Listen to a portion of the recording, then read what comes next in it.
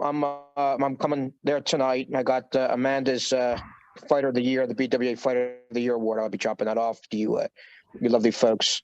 So Right. hopefully I get to see some people. Eddie, big picture, is there a chance? I mean, obviously we're all hoping and we all think this is going to be a very competitive fight. Eddie, is there a chance this could be a trilogy?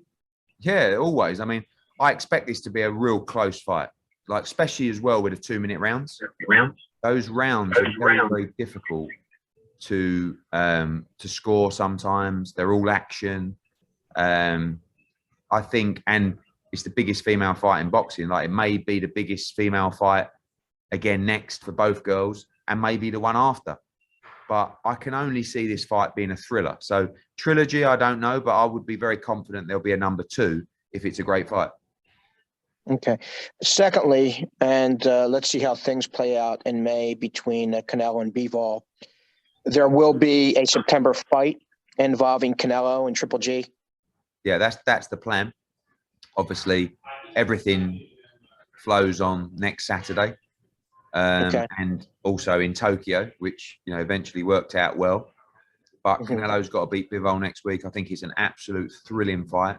Bivol is in the shape, the mindset, everything of his life, of his career.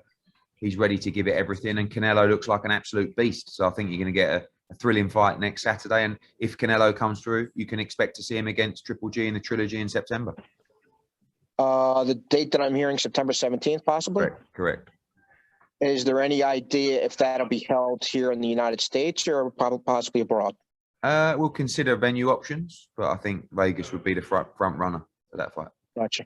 That sounds good. So, and then finally, being there, feet on the ground, the feedback you're getting there in New York for Amanda and Katie. Unbelievable. Never seen anything like it. The two of them yesterday on the Today Show. Can't get fighters on the Today Show. Yeah. Just seen the WWE just announced a massive, support for the event. Interviews with both fighters.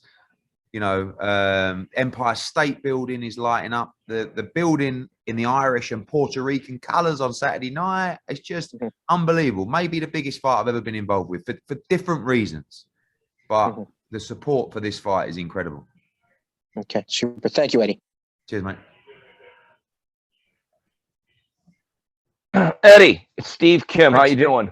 How are you, mate? I'm doing well. Eddie, quick question. Is there a stated rematch clause for this fight, Taylor-Serrano? Everything kind of comes down to if it's commercially viable, Steve, to be honest with you. So the answer is, like, if it's a great fight, then you're very likely to see number 2. But not, if the fight didn't make sense and, it wasn't a great fight and the numbers didn't play out, then you wouldn't necessarily see a rematch.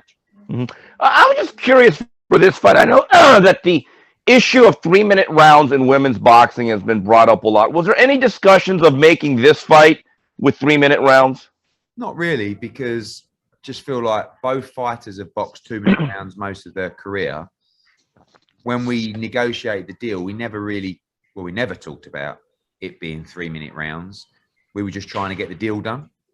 And then I know that, when we got to the presser, it was kind of brought up by Amanda Serrano. I think that was mind games more than anything. But I think in the future, it's something that should be considered. I mean, when you introduce something to an audience, fast-paced content is always key. And over 2-minute rounds, you see tremendous action. But you would probably see more stoppages if it was over 3 rounds. So I think maybe at the world championship level is something that we should consider. But I actually like the 2-minute rounds in terms of the action for even for 4, 6, 8 round fights. I just think they're more competitive. And Eddie, one last question about this particular fight. Do you think women's boxing will have arrived when fighters hide behind network politics and promotional alliances? Yeah, like they do good point, Steve. Boxing? Yeah, it's a good question. I mean, at the moment, that's one of the things that is so refreshing about it. Like next could be Baumgardner against Meyer. And Baumgardner's with DAZN and Matchroom and Meyer's with ESPN. But I bet I could make that fight tomorrow with Carl Moretti and the guys. Doesn't exist really in the male code of the sport. And I think that is one of the reasons that you've seen a significant growth in women's boxing is people like champions fighting champions. And you're seeing that more and more in women's boxing. It's just the norm. You win a world title, you unify. You unify again, you try and become undisputed. And we've got a lot of undisputed champions in women's boxing. Eddie, final question for me. Joshua Franco, with that fight with Estrada being won by Golden Boy on a purse bid, does that pretty much destroy our dream of having Bam and Joshua co-headline in San Antonio, at least for the next card? Yes. Yeah. I mean, obviously, we've got the World Championship quadruple header, which we announced yesterday. Bam Rodriguez against Rungvisai, Julio Cesar Martinez against Arroyo, Akhmad Aliyev against Rios, Jessica McCaskill, undisputed welterweight championship. So that's our card for June 25th. We didn't have space for Franco Estrada. I don't know if that fight's going to happen. I mean, the bid was $120,000, wasn't it, or something like that? So if they want me to pay $120,000 for that fight, I'll gladly add it to the card. But I don't think that's going to be the case. All right, thanks, Eddie. Cheers, Steve. Eddie, I'm going to take this one in if we can. Ryan Gerbosi with Newsday. I just wanted to know, we've all said this is the biggest women's fight in history so far. What do you think the biggest moment in women's boxing before this was? Probably Katie Taylor against Delphine Pursoon at the Garden as co-main event on the Joshua Reese card. Probably. Sure. Katie Taylor, maybe the rematch with Pursoon. I don't know. I mean, this is so far from anything else we've ever seen before.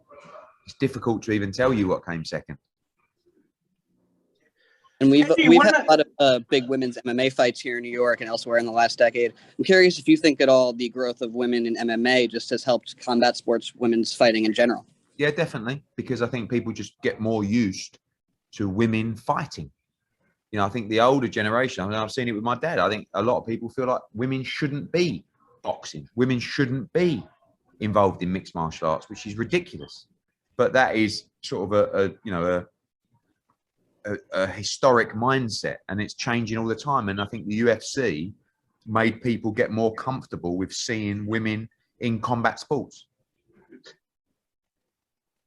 Eddie, one last one. As far as the possible Canelo fight in Mexico, do you have a city and a venue in mind, possibly a soccer stadium? No, I mean, obviously that would all be down to Eddie Reynoso and Saul. Guadalajara would, I'm sure, be fantastic, but I would love to be a part of an event that would break all records in Mexico. But, you know, first things first, next weekend in Las Vegas. Kind of to follow up kind of a little bit about Dan's question about Canelo, just out of curiosity, do you have an idea of what he would do at the end of the year? Obviously, there's talks about what he would do if he faced Triple G, should he beat Bivol. But, you know, what are your intentions for him at the end of the year, and what would a perfect fight look like for him maybe in December? I think when you look at ticking boxes in the career and the legacy of Canelo Alvarez, like, I don't think there's many more boxes to tick outside of, you know, a trilogy fight with Triple G, an undisputed fight at 175. Then the legacy starts moving towards events and special occasions around the world where you prove that you are the biggest global star in the sport. He wants to fight internationally.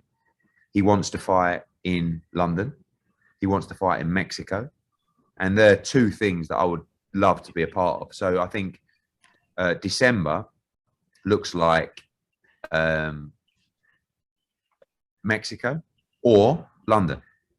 And, you know, you're going to have two Brits that are mandatory or pretty much mandatory for his two world titles that he owns. One is John Ryder, who beat Danny Jacobs, and the other one is the winner of Boatsy against Richards for the light heavyweight title. So one of those guys could end up landing the shot in December. But he's got to beat Bivol. This Bivol fight is a tough fight. I'm telling you, you are going to see a brilliant fight next Saturday because Bivol is so up for this fight. And, you know, I spoke to Sal yesterday. He's looking like an absolute beast. I think you're going to get a thriller in Vegas next Saturday. And then if he's victorious, he'll fight Triple G in September. And if he's victorious there, you'll see him fight in December as well. Yeah, and last question for me, you know, just kind of a big picture topic here. There's been a lot of conversation about kind of the viability of pay-per-view. Obviously, this will be, I believe, the Canelo Bivol fight will be the first DAZN pay-per-view, if I'm not mistaken. As you guys look at, as you talk to other promoters and look at the economics of it, you know, what what is the future of what pay-per-view going to look like? And is it going to be a viable model, you think, for the next 4 to 5 years? I just feel that, you know, from a DAZN's perspective, and, you know, I'm only speaking from Matchroom Boxing, pay-per-view functionality is very important for either one-off mega fights or superstars of the sport. So, you know, from a UK perspective, that's AJ, Tyson Fury, you know, those kind of fights. From a US perspective, that's, you know, obviously Canelo Alvarez. And the economics really, in terms of Canelo Alvarez's purse, only really work through pay-per-view functionality. It's not a model that DAZN are looking to flood the market with like other platforms, but it's a nice functionality to have to entice mega fights or mega names or one-off names like Canelo Alvarez. So I think the pay-per-view model in the US is in a terrible position. I think it's been incredibly flooded with fights that, quite frankly, aren't pay-per-view. But Canelo Alvarez will always be pay-per-view. And I think the price point seems to be falling, you know, from the early days, which is very important. But the numbers also seem to be falling, which is not good on a wider level. But if some broadcasters aren't willing to invest in non-pay-per-view events, it's a model that is essential to, you know, to them, not to us.